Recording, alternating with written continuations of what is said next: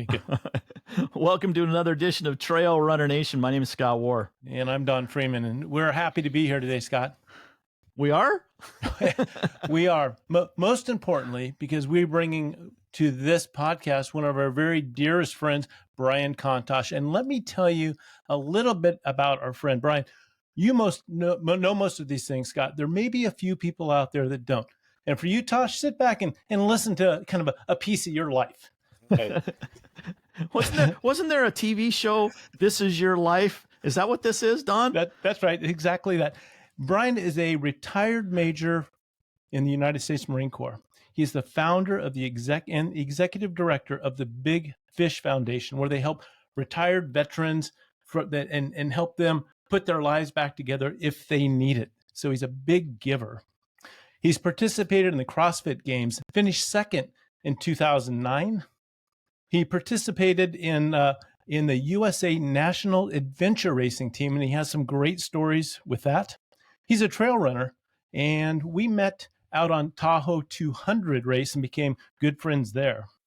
He's also been a part of the SKT team, and we've talked about on this slowest known time. For those of you who don't know, SKT is the slowest known time. It was 2020. There wasn't a lot going on, so we decided we're going to run Western States start to finish on the traditional start time, but there wasn't actually a traditional finish time. We stretched that out for a bit, but he's part of the victory team there with Terry Fletcher and myself. He's a recent participant in the toughest rowing race in the world, and that is why what we're talking about today. I was tipped off a couple of years ago that Tosh was training to row across the Atlantic in one go and one push all the way through with his team. And we said, "Oh, Tosh, when you get this done, we want to hear about it." And he was in the middle of training and preparing. And one thing I learned about Tosh is he prepares, he plans, he's a strategy guy, and he lives it completely. And so his training was extensive. And so then I'm scrolling along YouTube, and I find out that there is a documentary called The Standard. And who's in that? Tosh, about rowing across the Atlantic with his team. And I said, "Oh, I've got to watch this." And I didn't have a lot of time to watch it, but I started watching it and I couldn't turn it off. It was so good. And you're probably wondering, you're running down the trail going, what does this have to do with trail running or ultra running? Well, this is part of our endurance off the trail series that we've done. We've had a few episodes with a downhill skier, US champion, Olympic champion, and some cross country skiers. And this, we're going to learn from Tosh, because he's a trail runner that has done this really hard thing about rowing across the Atlantic.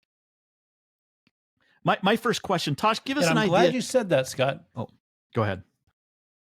Wait, I'm not done, Scott, because I left something out very important about his race in a shipping container. And I guess, Tosh, we better have you tell us about it, because I'm sure there's some details in there just to kind of leak out that accomplishment as part of running. Well, what did that involve, shipping container race? I can't remember. I can't remember if we did a podcast on that. We did. Oh, yeah, we did. Yeah, we did. So now I'm really stuck to not embellishing the story at all, because we have it on record. Right. Oh, no, so we'll link that episode. We'll link that episode. And we have an editor, so we're okay. Go ahead. Okay. No, we some Canadians came up with this crazy idea to do something for mental health awareness, and I was invited to be part of their board of advisors or panel of advisors or whatever, with some pretty austere names. And I was so fascinated by the challenge. I was like, "Hey, I want in, and I'll give you guys everything that I'm doing too, right? Like that way, you know that I'm giving you the stuff." But basically it was a shipping container that was blacked out, insulated. There was no sound, no sight, no vision, no light, I guess is the right word. A true form runner in the middle of it. They took the monitor off the true form runner and remoted it out of the box. Total sensory deprivation in artificial stimulation environment, right? Like, so there was no watches, there was no heart rate monitors, there was no music, nothing. You were just in there with a true form runner. in the pitch black and silence by yourself for 24 hours. Who could run the farthest in 24 hours? That was pretty exciting. Which is funny because I was in Gamera getting ready to row across the Atlantic. I think we were 2 days from rowing, maybe 3, and my phone started blowing up. I was getting text messages and DMs on the Instagrams and stuff. And it was because I think his name is Chad Wright. Yeah. Runner guy, Chad Wright. Yeah. He Navy SEAL. did 24 hours on a true form with his buddy in his garage with a whole bunch of people, music, food, and all of that stuff. The easy right? way. Yeah. All the easy way to run. Well, no offense. Like, no offense. He did the 24 hours on the true form, right? With all of that shit. Yeah. And he only beat me by a quarter of a mile. Wow. And I was like, and you know, of course, I'm good buddies with Jeff, who used to be co-owner of True Form. I'm like, and I'm texting him like, what the fuck are you making a big deal out of this for? You know, like he ran a quarter mile farther, and he had all his friends and music and food and yum yums, and his buddy was running next to him, and then like, and I'm not bashing him. Then I started thinking that maybe that's the exact, like, maybe it's harder when you have all those distractions, all those temptations, and all. Maybe it was actually easier being in this environment without any options, right? Because that sort of parallels a philosophy that I have. It's like, yeah, it's easy to be, you know, super successful when you're crowded with a bunch of support, right? And we hear all these stories of people that rise to the occasion. Extreme survival, right? Well, it's easy to be at the top of the game when you have no other choice but death if you're not at the top of your game. Does that make sense? I think I've screwed the words up there somewhere, but you get what I'm saying? Yeah. When you have we'll see how mentally tough you are when you have the option to quit, and we entice that option to be even more attractive, and we'll see how mentally tough you are to deny yourself that, right? It's easy to succeed when you have no other choice. Like, you have no option. So it's the Vikings thing, like, burn the boats, right? We're going to go sack the English village, and we'll just burn the boats, because then you either win or you die. You don't get to run back to the boats and retreat. And so I was thinking about Chad's performance for that 24 hours. And I'm like, yeah, neat that I did the sensory deprivation thing, and it was unique. But man, I'm wondering if it's harder when you're given all the other temptations. And then that's why he didn't run. If he was in the isolation shipping container box, would he have done even better himself? You know what I mean? Right. Well, what else? Distractions that were taking him away.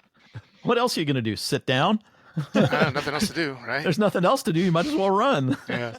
And for those that may not know, the True Form runner does not have a motor to it. It's not motorized. You propel the belt yourself, hitting your foot forward and then pulling the belt underneath you. So it is a lot of work. It's much more difficult to make a treadmill like that move than it is one with a motor on it. Yeah. I think they advertise between there's a True Form trainer and a True Form runner, and both basically the same thing, but one is like, it's like 20% more effort, and one's like 24% or 25% more effort than running on regular pavement, you know. But obviously, if you're on a motorized treadmill, there's very little extra effort, if not, like, you don't have to put any effort in, you just have to move your legs, right? Yeah, or stand to the side and collect the miles, right? Yeah, to make the belt move.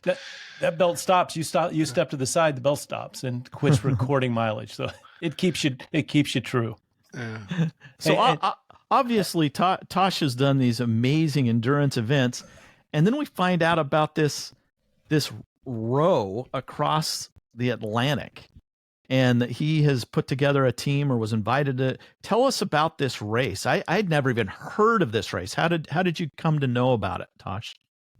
Yeah, I had no idea that was even possible until I got an email from a guy. I got an email from a guy named Brian, who was putting together a team to do something crazy. And said he got my name from a mutual friend, Taco, and so he decided to reach out. and he Did you reached say out. your friend's name is Taco? Call sign Taco, yeah, team guy. Okay, got you. All Rest in right, peace. Dan good. Okay, Cirillo. He recently yeah. passed away, and so I respond to Brian, and I'm like, yeah, man, I'm always interested for something crazy, something wild. Like, what do you got? And he's like, I got your name from Dan, and I'm like, okay, neat. Like, let's do it, right? And so I met him at Bass Pro Shops, or I met him down in Denver at a restaurant. I think Bass Pro Shops was closed when we went, but they got that. They used to have that nice restaurant inside Bass Pro, and anytime I can have an excuse to go to Bass Pro, and like I'm gonna, right? So, anyways, side story. So meet Brian. We hit it off. It's really fun. Get excited. He thinks a lot like me. He's cool cat. Like and he's jacked and solid. And I figure that's my wife. Figure we'd be good friends. So he accepted me to be on the team. We got on another video call, and then I find out that my good running mate Chris Smith has been selected to be on the team as well. And it's like we've raced together all over the world and done stuff all over the world for 15 years or so. And I guess and now he's like on this team, and I'm like, oh, cool, man. We're going to design something neat, and then that's when it gets played out. You guys ever heard of the Talisker Whiskey Atlantic Challenge? No, what's that? It's like, well, they row across the Atlantic Ocean. Like, what? And what do you mean row across the Atlantic Ocean? Yeah, rowboat and no support. Like you're on your own. Show up, leave from Spain, show up in the Caribbean someplace. We're gonna do it. And like, oh, I guess we're gonna do that. That's the crazy event that we're gonna do. So Brian was the one that concocted that thing. He had been thinking about it for years and years and years. And then he finally had the opportunity to put it together. So there we go. That's the start of it right there. I had no idea that it was even possible. We're going to get into the details of this. And I told Scott after I watched the 45-minute documentary on YouTube that I'm going to do something I don't think you're supposed to do. And that's to tell people to hit pause. Don't listen to this until you go watch that podcast or watch that documentary. It's called The Standard. And if you put in the term The Standard and Brian Chontosh, it will come up. And if you don't do it, you're going to wish that you had, because this conversation will become three-dimensional, living color.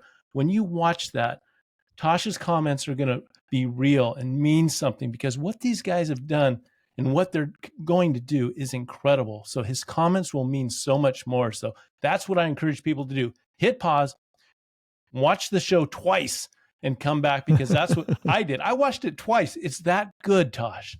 That's all the credit to Rogue Fitness and Todd Sansom, who put that together. And largely they didn't have a lot of stuff to work with, right? Like, I mean, we didn't have big video cameras out on the water.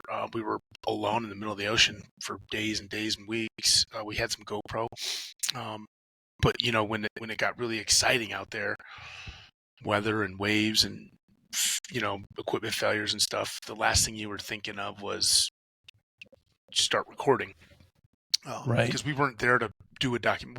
We started the race to win it. We weren't out there for just let's just go do it, sense of accomplishment, all that bullshit. Like we had set the team up with very deliberate goals in the beginning, and that was to win that thing. And we put 2.5 years of training, really focused and prioritized training. I shuffled my whole life around my family, my friends, the people that support me, my life, business. We shuffled it all around and I remember an email that I wrote to the fellas before I actually said, okay, I'm doing it. I was like, I'm going to hold you in the highest of contempt if I get out there on that boat and we row and I find out that you didn't prioritize this to the extent that I did, because we're all in agreement that our goal is to win. Like, and in order to win, to set that as a goal, we're counting on each other to make this the biggest priority in your life. And I get it. We're going to have we all live very complex lives, and we have demands and this and that. And it's like, hey, there's some days that prioritizing this is going to look a little different for each other at times, but we're all manly men from a fabric of cloth that we share in common, like, and we're going to trust each other, and we're going to rely that you're doing everything possible within to set this as a goal. And I take it very serious, and I took it very serious, and so yeah, that was, I guess, I don't know why I go off in tangents all the time, but we didn't hit record at some of the greatest of moments. And, so the work that Rogue Fitness and Todd did to put this together to show makes it even that much more exciting and special that they were able to pull that off the way they did. Hey, Tosh, tell us about this cast of characters, these three teammates of yours. Who are they? Yeah, they're three Navy SEALs, three team guys. I never met two of them until we started the team. Brian and Jim. We've had some mutual friends, contacts that we know through the service, through the racing community, whatever. And then Chris Smith, longtime buddy of mine, met him 15 years ago. It might even be 20 years ago. We're so close. And we've adventured and we've raced in so many places around the world. I think he's a phenomenal human being. He runs a company called Trident Mindset, teaches people how to think in a certain way, which is funny because I'm in a leadership space as well, and I teach people how to think in the same way. And we're very we have a lot of the same beliefs, but it just kind of manifests outward in different ways, which is really cool. But really, really close with Chris. So Brian, Jim, and Chris, three Navy SEALs, and then just me. Just a Marine? How come you? Dipshit. How come you? Why did they choose a non-Navy SEAL, a Marine, to come on board? Did they feel they needed the protection of the Marine? No. I think my resume is pretty strong. Yeah, I think I was a pretty good choice. Now, one of the things that surprised me watching the documentary, and did I mention that you should have paused, and now you've returned. You're glad that you watched it, and you probably watched it twice, like I did. Your team didn't have experience rowing. You weren't a group of rowers that's now taking this challenge on. You were kind of novices in a sense. Yeah. We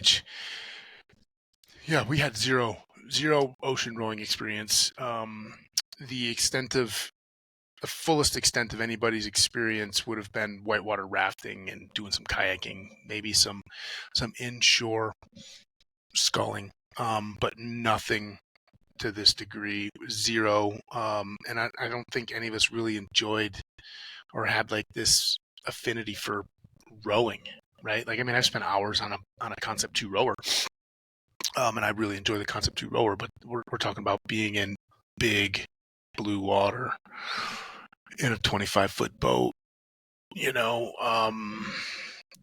zero experience, which that makes our original goal that much more like, depending on how you look at it. Like, if I'm a listener listening to, like, okay, so you got these four dudes, like, that's just, and they're going to say they're going to win the race, and they've got no experience. Like, that's just a classic alpha macho douchebag military dude, right? Ego. And then, like, yeah, I hear it too. And spent a lot of time negotiating that amongst myself and as a team. But there's a gentleman named Clint Bruce, another team guy, fabulous human being down in Dallas, and we were talking. And he's like, yeah, hey, like, you make bold plans. Not to make bold plans doesn't excite anybody. And he's got a really beautiful quote about it. He's like, well, why not? Like, just make the biggest and the boldest of plans, and then put your heart behind trying to accomplish it and achieve it. And that's how spectacular things happen. And that's where magic starts to happen. And was thinking about that and said, well, and reframed it like, why not? Why not set that goal? Why not set that goal? Well, because you don't have this, you don't have this, you don't have this. It's like, well, then let's get it. Let's get the experience. Let's get the time on the water. Let's get the training. Let's get the support. Let's get the knowledge. Let's get the, and live a life of possibility instead of prematurely closing doors. And that really resonates with my personal beliefs and how I mentor others in the nonprofit space and also my leadership space. But so we set the goal, and originally we set the goal that we were going to set the world record for doing it.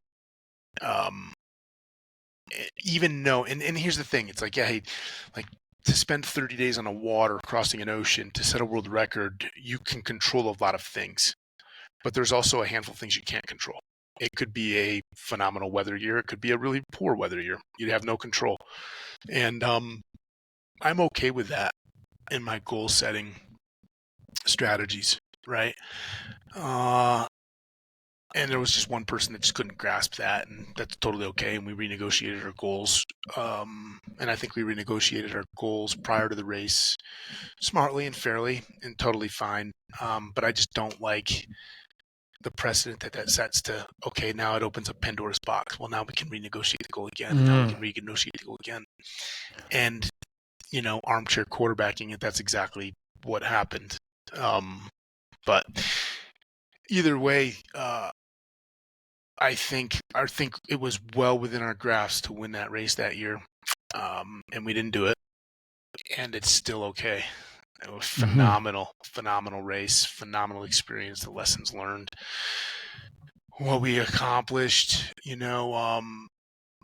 We set the American world record by, I think, 14 days or 17 days or something.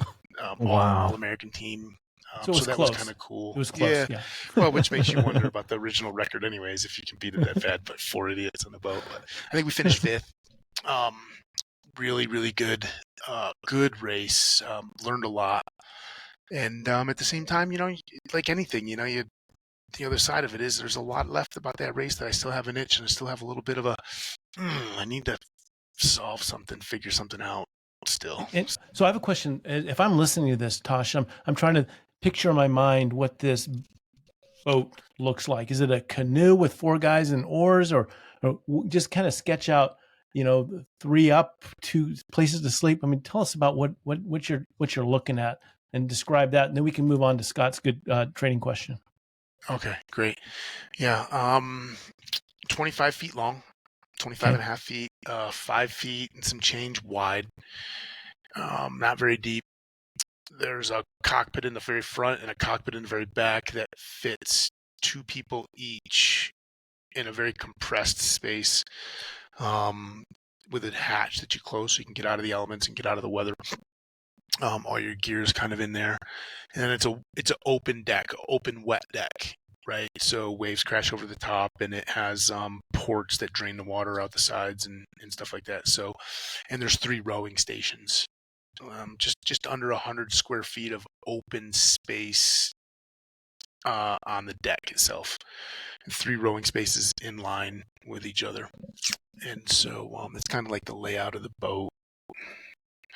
I think the best thing to do would be to Google the race, and you'd be able to see a boat, or hit up the Instagrams, because everybody already hit pause and watched the the standards, so now they know what the boat looks like. So we're good.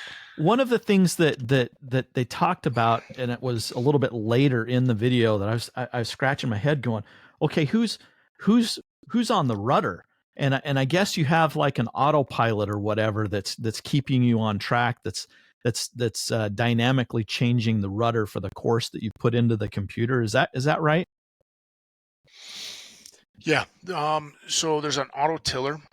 It's this mechanical thing with a shaft, like a cylinder shaft, that goes that fixes to the rudder to steer, and you're just putting in a up or down to hit a direction that you want it to go, and then it just to work off of a magnetic compass. And it's phenomenal, and it does such a good job. But it's not a fire and forget thing, right? Like it's fairly dumb, meaning it doesn't calculate your set and your drift. It's not slave to a GPS. It's not considering currents and things like that, right? So you still have to do your navigation and give it corrections after so many hours or whatever, depending on weather and time. Would GPS be better if you have satellite connection? Could that rudder be driven from a satellite? We did have GPS actually, and we had a chart plotter that was taking GPS readings and everything like that. But the technology that we had in the boat with the two different types of systems, they didn't marry together.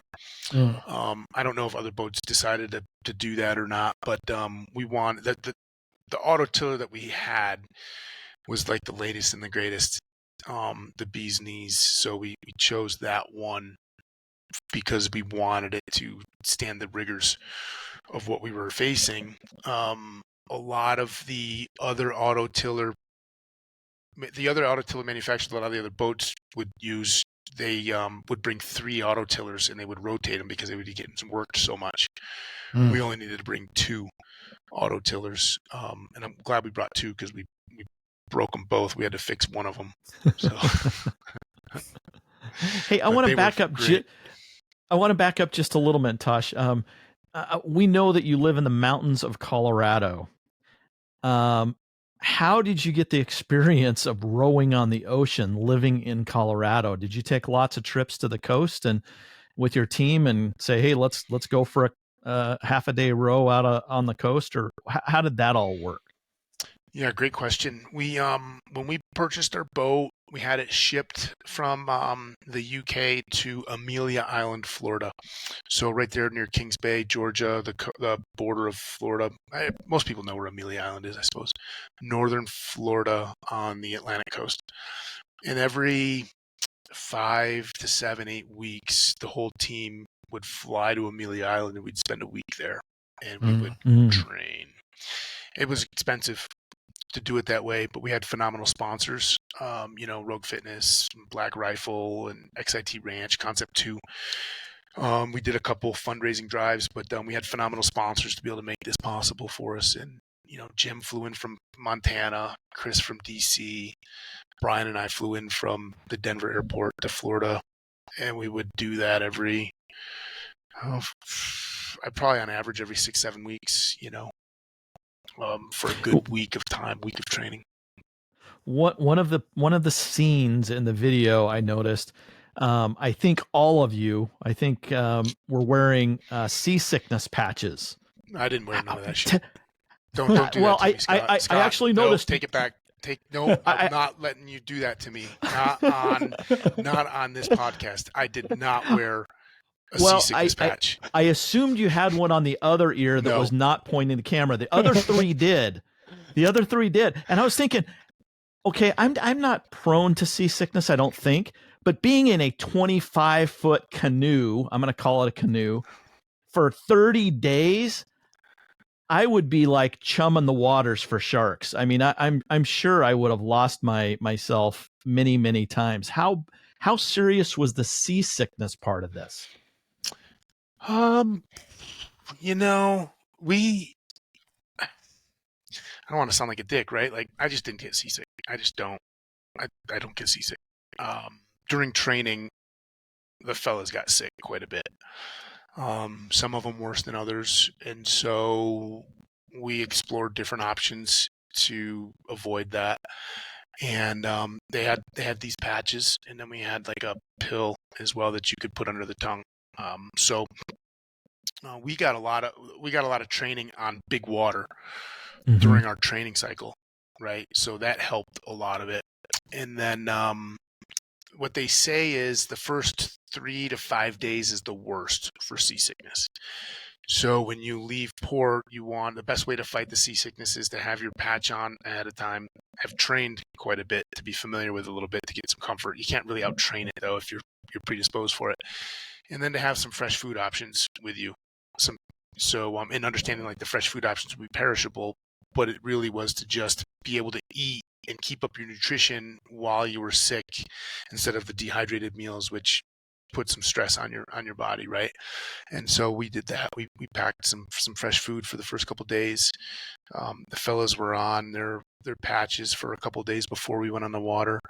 One of the side effects though of being on that patch is blindness, right? Temporary blindness. So you can't be on the patch all the time.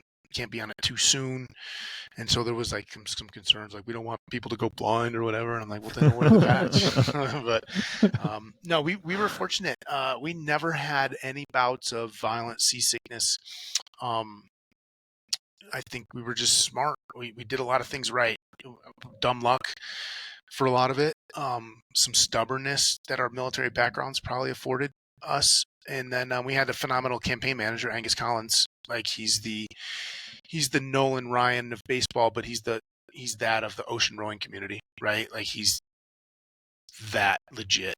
He's set the world record before multiple oceans. He's won the race. He's done the Indian. He's done the Pacific before racing them was even a thing.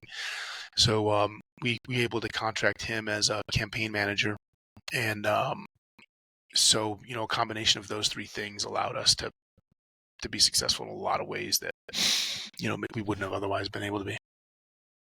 So watching the video there, you have constant contact with a coach. And is this Colin that you're talking about? Is he the coach that you were speaking to, and he would dictate how many people were rowing at any time or how long you should row and then take breaks? He was kind of orchestrating this whole physical event from start to finish, where he would make some calls. Here's what you guys need to do.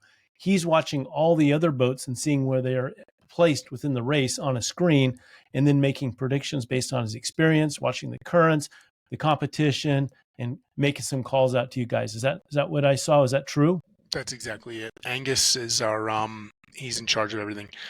We got to give him good quality reporting back so that he can know, quality input so that he can get quality output, right? So we got to give him good information and feedback. He's monitoring all the other boats, the weather. He's got these computer models that he's helping some baller international committee helping design computer model for weather prediction and stuff. And he was in our corner to help us be successful. So he's watching the speed of your boat and the other boats, and is he watching some biometrics from you guys? Is he watching maybe heart rate? Is he using anything like that as he's deciding how hard to push you? Is he getting some feedback with that? Not during the boat. We talked about doing that. We had a great sponsor, Omega Wave, the best of the best that's out there. Omega Wave, right? Like, they're legit. And we had them as a sponsor, and we had all our Omega Wave things and doing all this stuff and during training. And so with him and Gus monitoring our training and our heart rates and all these other things, our wattage, our outputs and whatnot, like we could sort of infer. Plus we were learning about how to read our bodies without needing some cute gadget, right? Mm-hmm. We talked about trying to, go into a deal with Omega Wave to have the live tracking on the ocean, but the reality, the harshness of the saltwater environment and the battery needs and stuff like that, and then signal to be able to send it to do anything with was just didn't support it. So we just gave Angus feedback, like, hey, the fellas are feeling weak, or hey, we're a little bit this, or a little bit that, and that's how we drove that. And you had to be honest. You couldn't BS your way through it. You had to be straight up. That was the plan. Yeah. Hey, Tosh, you've done a lot of different endurance events, and we know a lot of the runs that most of the people that are listening to this episode, that the either the training runs or the races, there's aid stations, and you can also have your pack, and you can refill your pack. This rowing race, was self-supported. Talk to us about nutrition as you're rowing for a month straight, up and down. You're on for what, 3 hours, off for 2. What was the ratio there? And then talk about nutrition. Yeah, so our normal work cycle would be to row for 2 hours, and then you'd rest, or you'd be off for 2 hours. Now that off period, there was a lot of things that had to happen besides just, hey, you're 100% off, right? Boat routine, team routine, personal hygiene, food, this or that, right? Like 2 hours off, you packed a lot of stuff in there, plus your sleep. Right. So 2 hours on, 2 hours off, nonstop, 33 days. There were times when you would row 2 hours on, 40 minutes off, 2 hours on, 40 minutes off. And what that would do would allow 3 people to be on rowing at the same time and have a nice rotation. And then so 2 Mhm. on, 2 off, that would be 2 rowers rowing. 3 on would be 2 hours rowing and 40 minutes of rest. We did that for a couple times, 24 hours. We did it for 36 hours once. And then we would do it at random times when the weather supported it. So the nutrition piece is, that's the big spooky part, right? And different people, different mindsets around it. I'm trying to think, like, it's an hour, it's a 4-hour conversation, but like, how can we boil it down? Like, so the race has been around for a while, and they have their minimum requirements, and this is based off of some pretty fucking smart people with some experience and some talent, and they tell you what your minimum requirements are for food and water on the boat. And I think it was something like 60 calories per kilogram of body weight per day per person for 55 days, right? Don't quote me if it was 60 I think it was 60 calories. Whatever 60 calories was, times that your body weight in kilograms was your minimum requirement for calories that you had to take per day on the boat, and you had to have 55 days of supply. I think my calorie requirement was like I think my 5785. I think it was what my calorie requirement was. So reverse math it if you need to. That's a lot of food. Yeah. And so then of that, a certain percentage of your meals had to be wet rations, and a certain percentage of your total meals, wet and dry, had to be reserved for emergency rations. And then you were required to have X amount of liters of water on the boat as emergency water only. We had a water maker that was a desalinator. That's where our drinking water came from. So that sounds really complicated, and it gets worse because now we want to race and we want to win. So we know that the heavier your boat is, the slower it is. There's buoyancy and there's drag and all of this other shit, right? And so what we're trying to do is minimize boat weight and calories. Quality calories aren't equal to each other in terms of weight, in terms of gram weight, right? So Yes. you're looking for the lightest meals with the biggest amount of calorie punch that weigh the lightest, that satisfy the needs, but that also meet your macro micronutrient densities that you want to have, and meets the your caloric things, and also meets your ability to actually digest them, right? Like sometimes it's, hey, this is the best meal, it meets all these things, but you just don't like the taste, or your body just doesn't digest it. So depending on who you are, for me, food was business, it wasn't personal, so you just ate it, don't care. Just want the lightest, the best, whatever, and whatnot. And then we had little snack bags where you had to have so many, because your meals, so my daily meals would be 2 dehydrated meals for meals, and then 1 breakfast, and would be granola.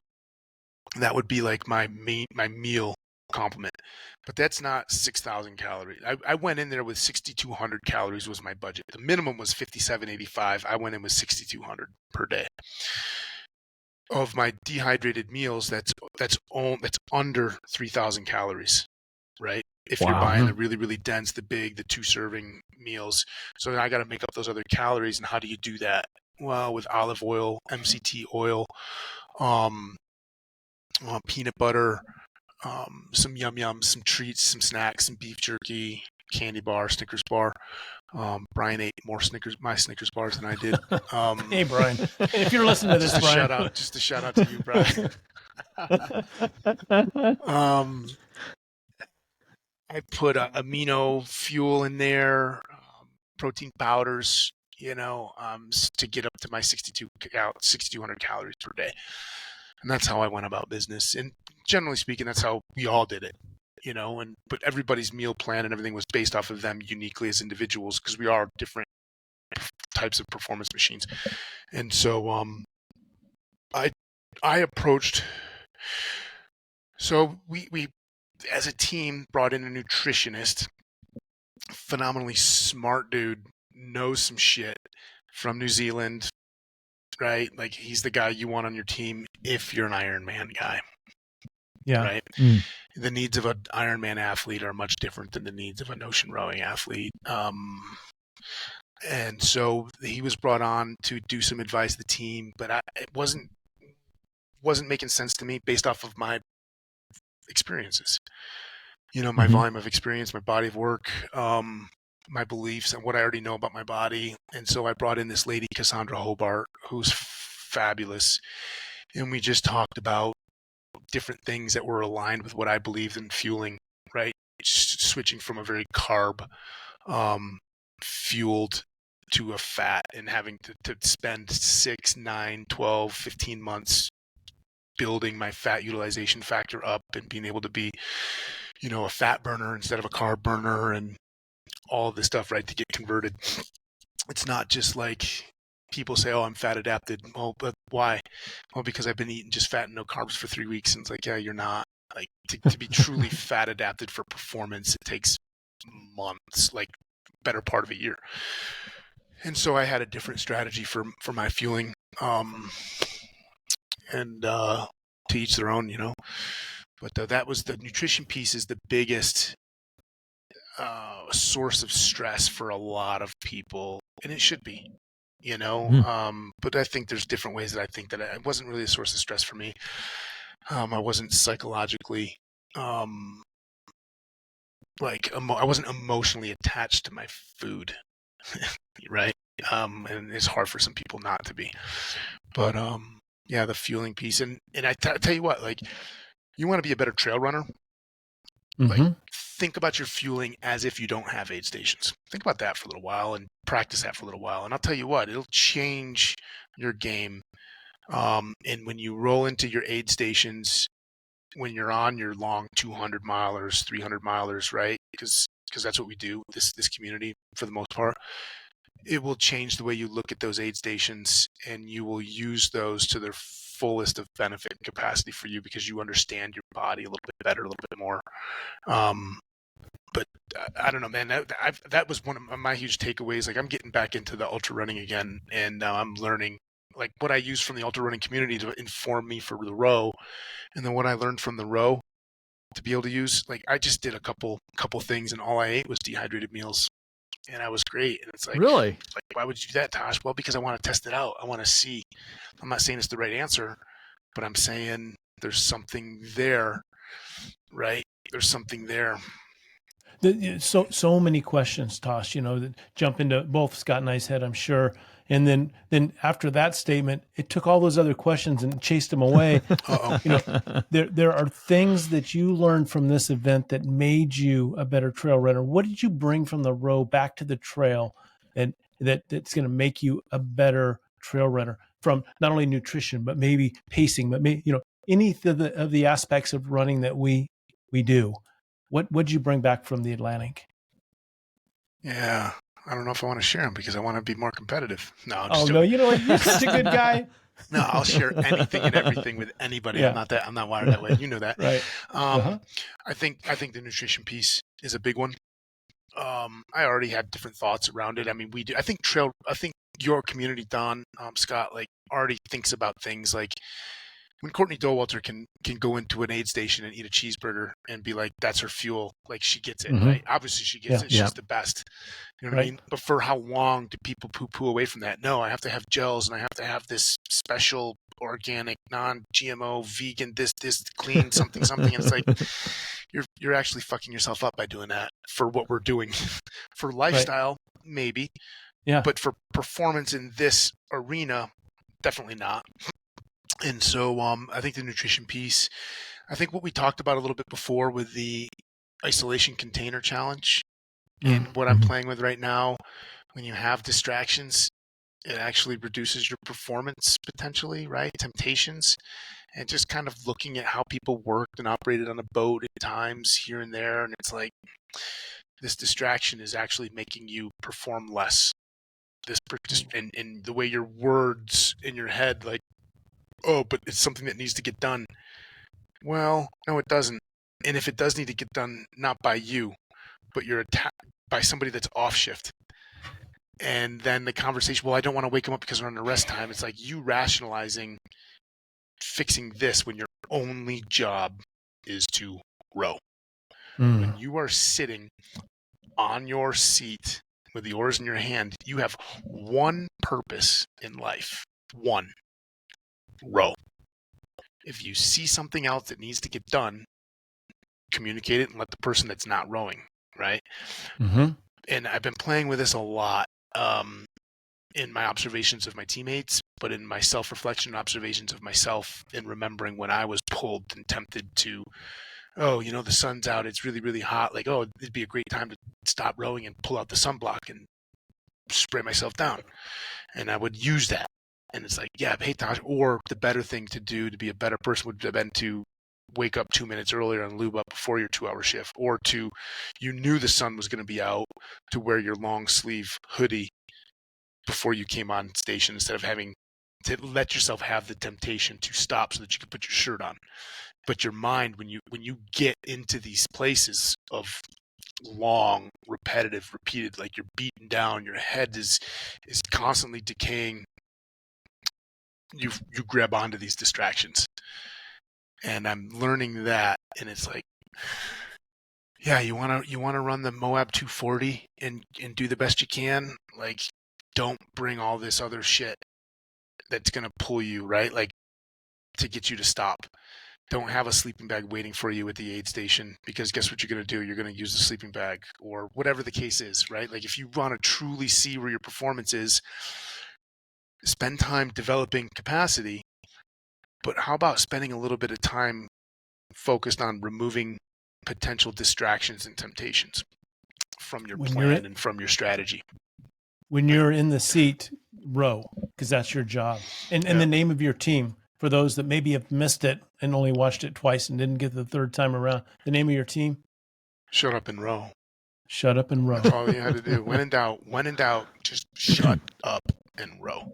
And we came up with that saying very early on when we started looking at this race and realized, like, when people say you're going to row across the Atlantic Ocean, what's the first thing they're thinking? Oh my God, that's going to be so physically hard, right? Yeah, it was more mentally tough than physically tough. Well, that's interesting. I could put the four of us in that rowboat, and we could finish that race together. Now, we wouldn't do it in 33 days. It might be 50 days. But we're going to finish. It's doable, right?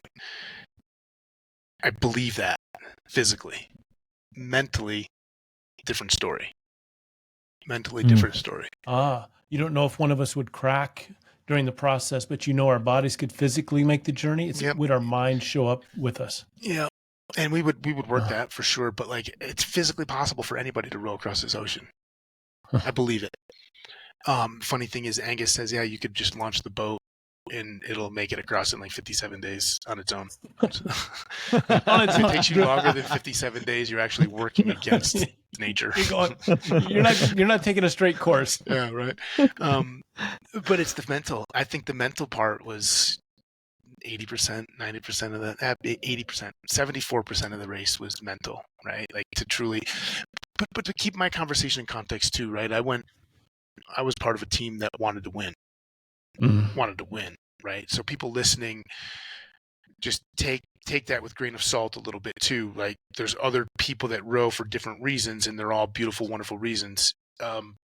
My experience, though, is only suspect to, like, my experience, and that was to push ourselves to win, right? And so my reflections are based off of that.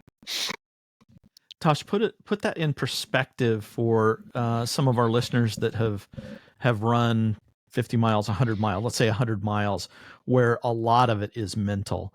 The races that you've done, 100 miles, 200 miles or longer, how much of those foot races, trail races, were mental versus what you just said about rowing across the Atlantic, it being 75% mental? Man, you're tricking me with this question that I wasn't expecting. I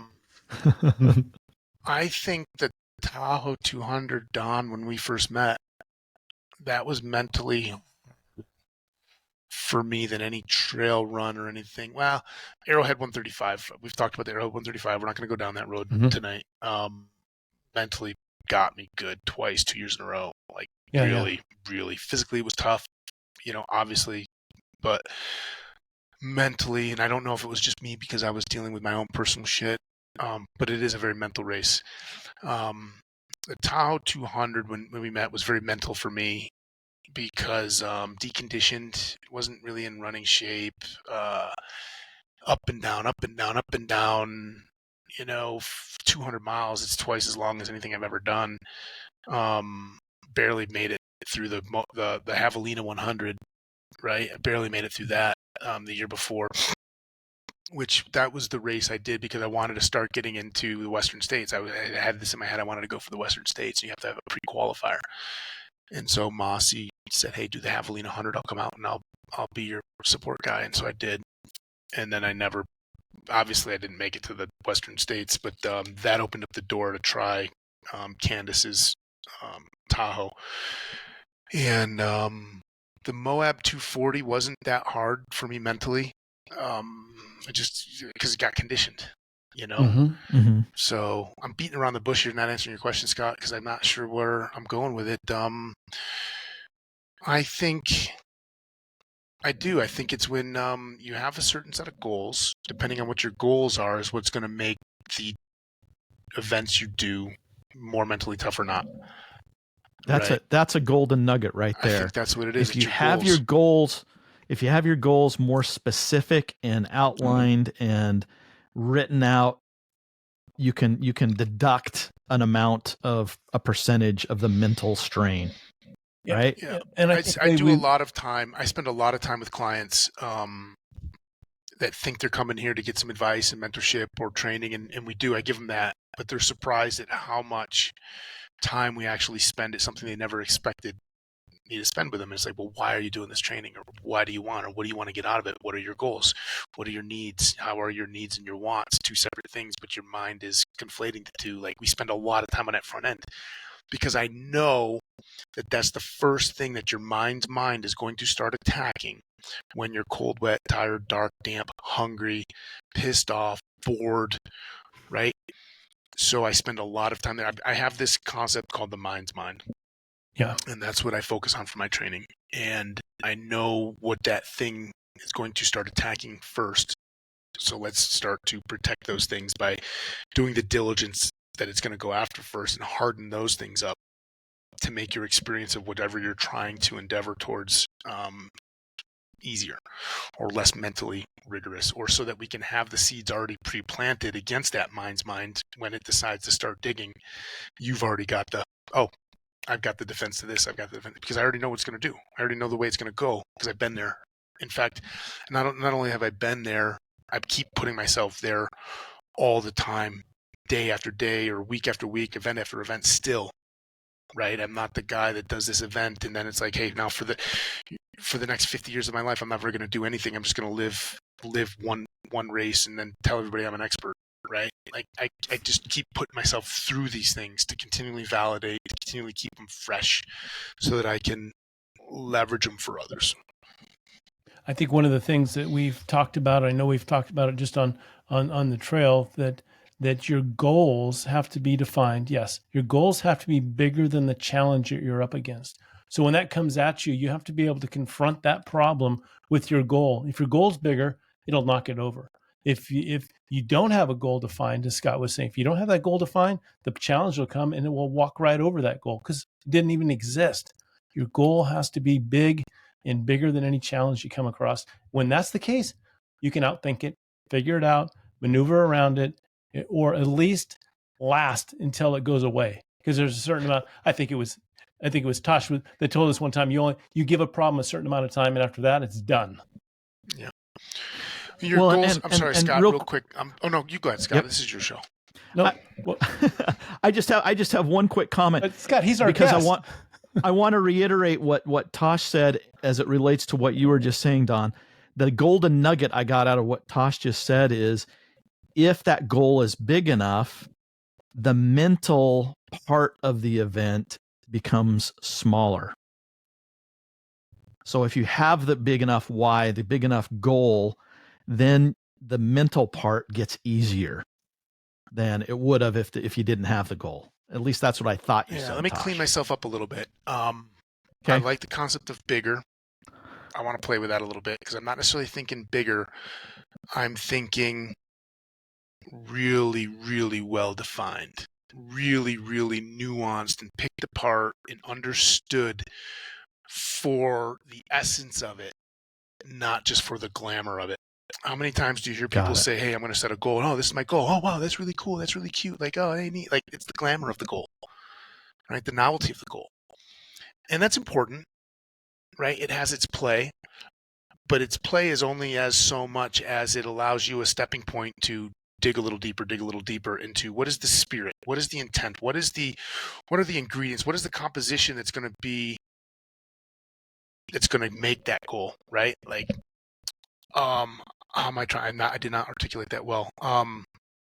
It's understanding your goal at a deeper, richer, granular level that really truly resonates with desire and intention, right? I've heard people, let's just use something simple. Oh, I want to lose 100 pounds. No, you don't. Well, what do you mean? You don't. Like, don't tell me that. No, that's my goal, Tosh. That's my goal. I'm like, it's not your goal. It's not your goal. You don't want to lose 100 pounds. I want to win this race. No, you don't. You don't want to win this race. That's not your goal. You're saying those things because that's sexy for other people to hear. It's sexy for you to hear, to give you this sense of spirit motivation, and it's only going to get you so far. It's only going to get you so far. It's gonna help you, and we can make that even better, because you saying that is not going to stand up to the darkest of hours. That goal statement is not going to stand the darkest of darkest hours. I want to win the race. Okay, cool. No, you don't. I can already see it. I can see it not in the things that you're doing. I can see it in the things that you're not doing that you should be doing. I can hear it in the words that you're not using that you should be using, right? And it doesn't make you wrong or bad. And hey, you can keep on to that, and maybe you will win. I don't know, right? But I know when it gets the darkest of darkest, it will be very, very difficult for you to succeed against those conditions with that goal statement. You're going to need something else. You're going to need more of these other things. So let's really dig into this. What does it mean to want? What does that look like? What does that feel like? What is it going to take? What is the spirit behind? Why do you want to win? What is it fulfilling for you? Like, let's gather all this information. Now you can still have that goal statement, but let's rewrite it into these other terms that really stick in here, so that when you're cold, wet, tired, dark, you're hungry, you're bored, you're pissed off, people are trying to kill you, right? You can pull this thing out here, and it's like, oh yeah, I'm still gonna win. I'm not gonna yield. I'm not gonna break. I have this temptation. I'm not gonna pick that temptation. I'm gonna stay on course because this is so dialed in. Who's gonna carry the boats? I don't know, fucking David, but it ain't gonna fucking work. That shit's only gonna work for this far, for this many people, and it doesn't fucking work when the shit gets really tough, right? For the real conditions. And that's the place I like to give and work to support people. So I'm going to throw this out there, Tosh, and pick it apart, and I'll put it there and to be vulnerable and be told, no, that's not it at all. Well, I don't know. I'm not the expert, man. And like No. there's room for lots of different people. Like, people could be listening to this and be like, Tosh, you're wrong. And that's fair, right? There's room for all of us to have our own, and that's what makes the community beautiful, right? Like, when we can sit and we can share and we can believe these things and have differences, and still, because we're just using each other to help us grow our own stuff, to make it better for ourselves. Exactly why I wanted to bring this up, and I feel safe bringing it up. So you say your goal is X. I hear your words, but I don't see it in your actions. I should be able to see your goal just by the way you behave, the way the way that you're setting your course through the day. I can see that race is important to you just because I can see your actions. It says that. The way you're eating, the way you're training, the way you're sleeping, the way that, the things that you're doing to support your goal. I can see it by watching you, but your words are just a place saver, something to sound good. Maybe it makes you feel like that's your goal because you say it out loud, but your actions really dictate what your goal is. What do you guys think, Scott included? What do you think about that? I'll let Tosh go first. Shit. Yeah, I think that's it. But they both feed each other.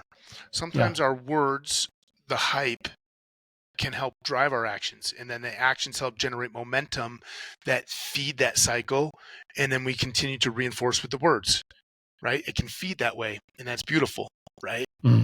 Sometimes it's the other way around. Sometimes it's the actions that you just have to, you don't believe, right? I don't believe, and I just need you to push the I believe button, and it's just like, Don, I just need you to do this one thing, and then you do it.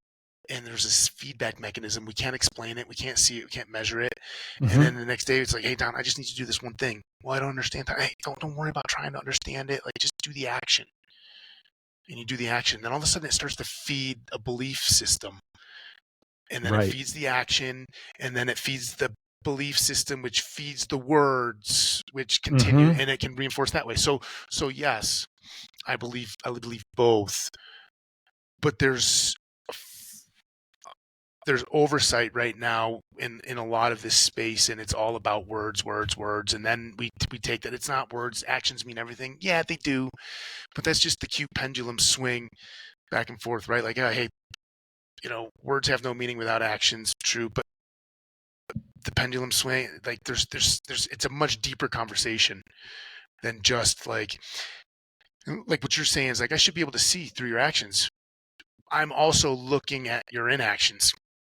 The absence of actions, the absence of words, right, that I should reasonably be able to expect would be present or involved or observable or be able to be inferred if you truly were this in your intention in your heart, right? So it's like a lot of times I'm working with people and it's like, oh, I didn't see that, Tosh. I'm like, I wasn't looking for it.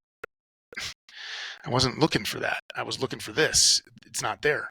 Well, Tosh, do you see this? I'm like, well, no, I don't see that because I'm not interested in that. I'm looking for this and I see this, right? Like, so it's just understanding what to look for, where not to look, right? And that's why I say if you give me a goal and I'm going to be looking at you and it's like, I don't see this happening or I don't hear this happening, that's telling me an awful lot more about whether you really have it in here or not. You might believe it. You might believe, and we work with people like that too. They truly believe that this is their goal in their head.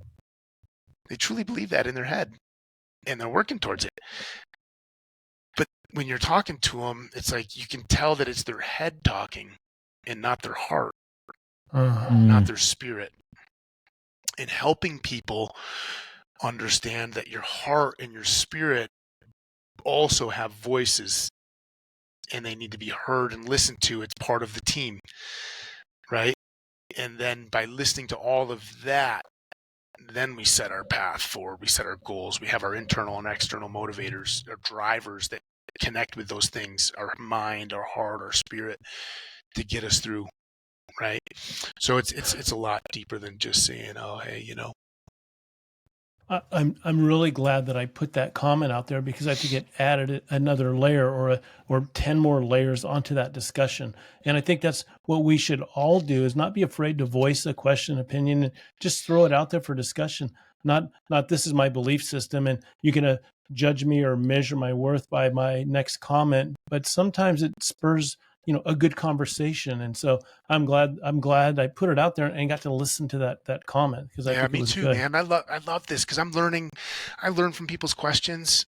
I reframe my bullshit, as I get more educated and have more experiences, and that's what makes it so beautiful. And we're all just trying to grow together. We're all just trying to have these things, these experiences. And hey, I just want to go back on record real quick, Scott. I did not wear a seasickness badge. Okay. He didn't. I didn't see it, and I watched it twice. Yeah. And I'm going to watch it again. Yeah. Watch it in rewind. There was no seasickness patch. I want to know how many cans of chew you went through in the 30 days on the ocean. That's a great question. I brought 8 cans of chew to Gamera. It could have been 10, but I got into 2 of them before I got to Gamera. Okay. So now I got 8 when I get to Gamera. And I said I was going to keep a can for X amount of days and this and that. And Well, while we were in Gamera for 2 weeks, I ended up chewing an extra 10 and a half or so than I was supposed to. And so I got on the boat with like four and a half tins of Copenhagen. And I got through, I remember we were like 2.5 days away from Antigua, the finish line. And I'm looking at my tin. Oh, and I'm no. like, I got like 3 dips left. Oh, come on, boys. We got to roll. Right. And Shut up and row. And I do 6 shifts, right? You do 6 shifts a day. So and I'm putting a fresh chew in every shift.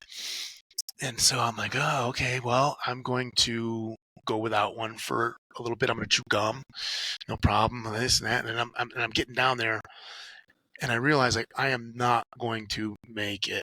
So I would take a chew out when I was done with it, or done with my shift, because I wasn't done with it, and I would put it in another tin, and then I had my redip tin. Oh, gross. And then the next shift, I'd get another redip. one and put it in my redip tin. And then I had one victory chew left in my good tin. Did Brian get into that redip can? No, I didn't let him touch my chew. He stole your Snickers. No, he didn't. He stole your Brian Snickers. never stole anything from me. I gave them to him. Good. I gave them to him. Okay. They were motivational tools for my cabin mate. I love Brian. So I got this one chew left, and then I remember it's Jim and I on the oars, and Chris is getting ready to come up because we're gonna go 3 up, and we got like a day left. And it's like, oh man, I'm struggling right now. Like, what's wrong, Tosh? I'm like, well, I got a tin full of already dipped Cope, and I got one fat, like real fat victory chew. I don't know, man. Like, I really want it right now. Well, I feel like I should save it. He's like, fuck it, just do it now. You never know what you're gonna want later. Like, I'm like, right on. Do that, and then for the next day, all I did was chew that was already chewed. But people say it's gross, but it's like it came out of my own mouth, man. Come on, Yeah.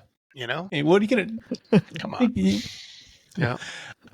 You know, I think we could talk easily, you know, for 33 days about this. I mean, there's things that I wish I would have had time to ask, like what kind of bonks, dark spots, we know what they look like on a trail. Did you have any going on this row?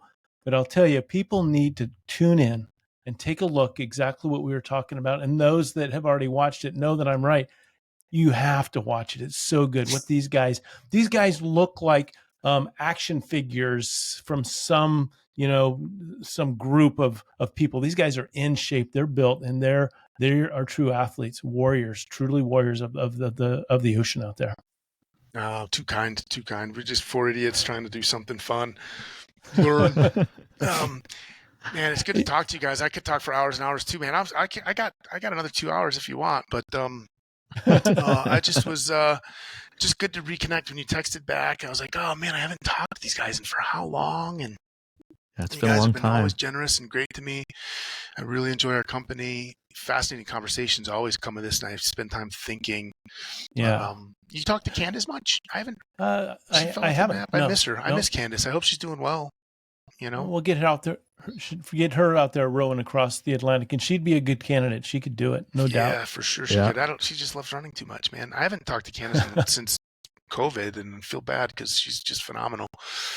But it makes me think I need to go do one of her races, and then I'll get there you go. Hey, Tosh, you mentioned that you work with people, and I don't know. Do you coach people? Do you have some leadership openings for people to come and get some mental coaching in a positive way? If I could say that in a positive way. I do. You know? I do. Yeah. So I run a business called Crooked Butterfly Ranch, crookedbutterfly.com. Leadership through experiential learning. One of the things I've been doing is I run these 24-hour physical events called Diesel Days. And we put you through a physical workout for 24 hours continuous.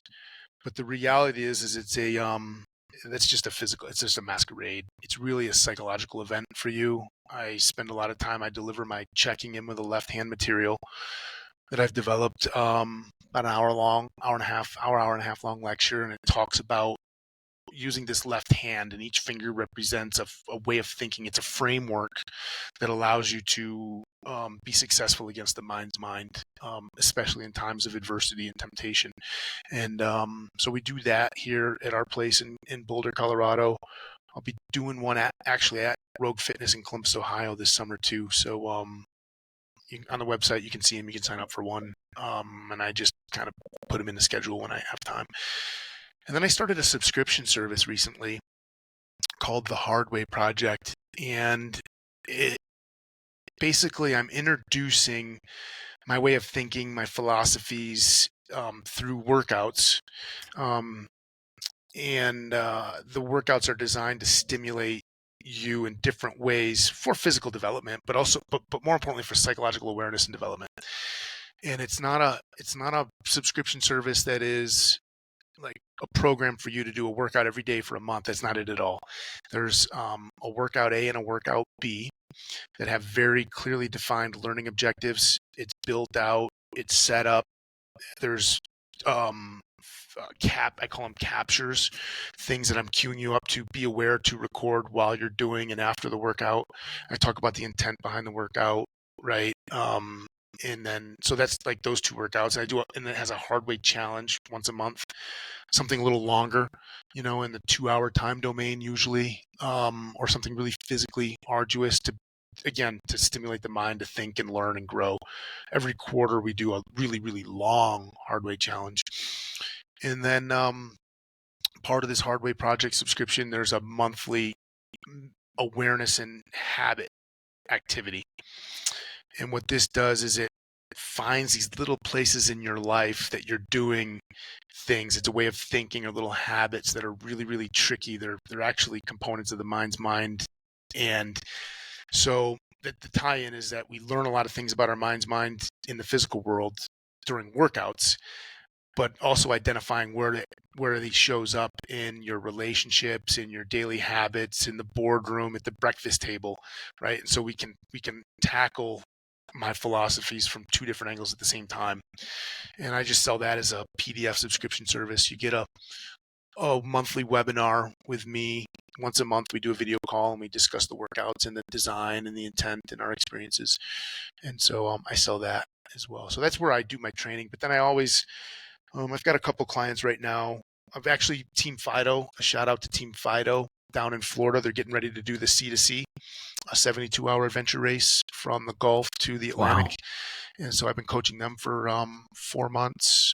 I have a couple other clients that I do. So people reach out one-on-one saying, hey, I'm looking for a specific coach or mentor for this or that. And then we'll talk and we'll figure out whether or not I'm the right guy for you or whatever. And so I take these clients like that one-offs. I'm having a lot of fun sharing. And don't forget the Crooked Butterfly podcast. If you want to just listen to Tosh have a stream of consciousness. I love listening to them because you can sense that he goes in with a theme or an idea, but he kind of works through it during the podcast.